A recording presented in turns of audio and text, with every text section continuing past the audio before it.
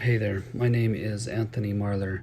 I'm 44 years old. I live in Ogden, Utah, where I'm raising my family.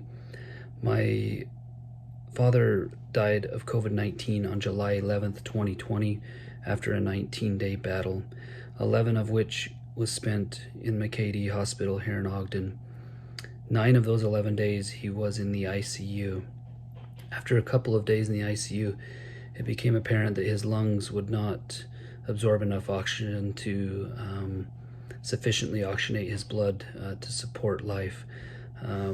He had 3 options. He could go home and pass away imminently, or he could stay in the ICU and wear a BiPAP mask that would feed heavily oxygenated air into his lungs, or he could be intubated,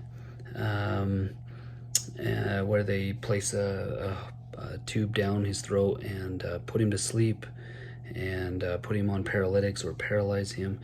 And then the machine does all of the breathing for him, and the doctors can control it 100%.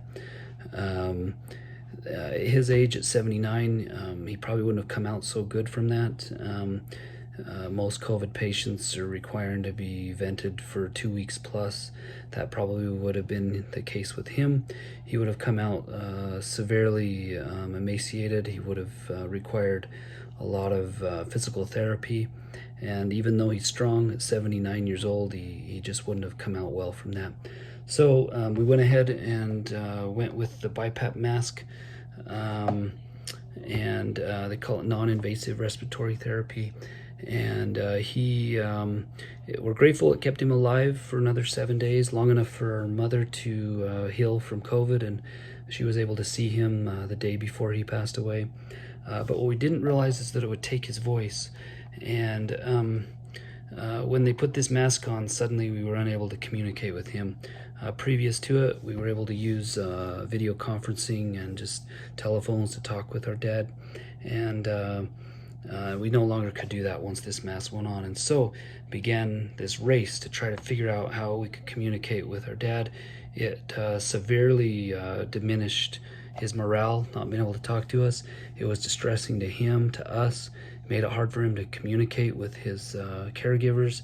I can honestly say for me that more difficult than the COVID, his death, everything surrounding it was that this mask took his voice from us, and we didn't get to communicate very well with him during the last days of his life. His first attempt was to just yell through it.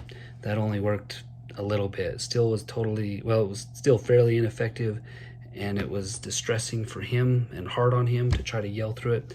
My next attempt was I sent in a pair of Apple earphones, where I took the left earbud, folded it down, and taped it off, trying to make it clear that, you know, this end should be inserted into the mask.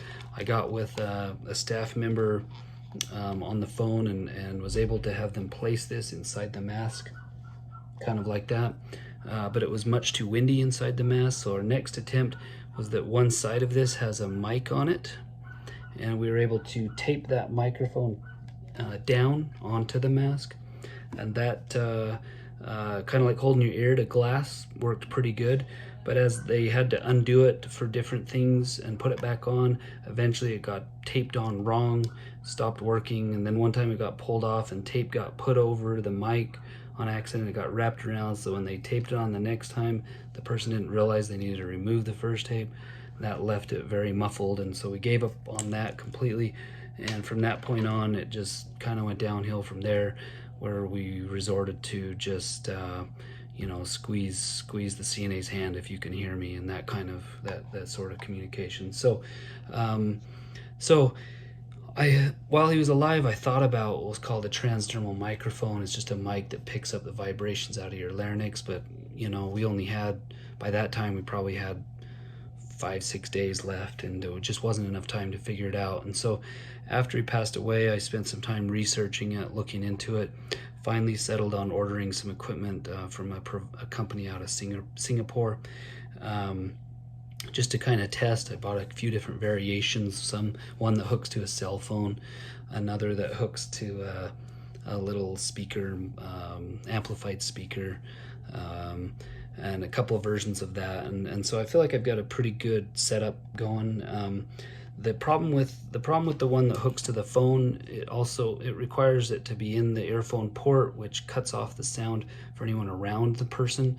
They have to wear an earphone also in their ear, which means that, you know, it works great for one-to-one communication, but if they're trying to communicate as a group, or their caregivers are in the room and everyone needs to hear this conversation with the patient, their caregivers and family, it makes that impossible. And so with my dad, what we realized is that when he could talk, we could hear him.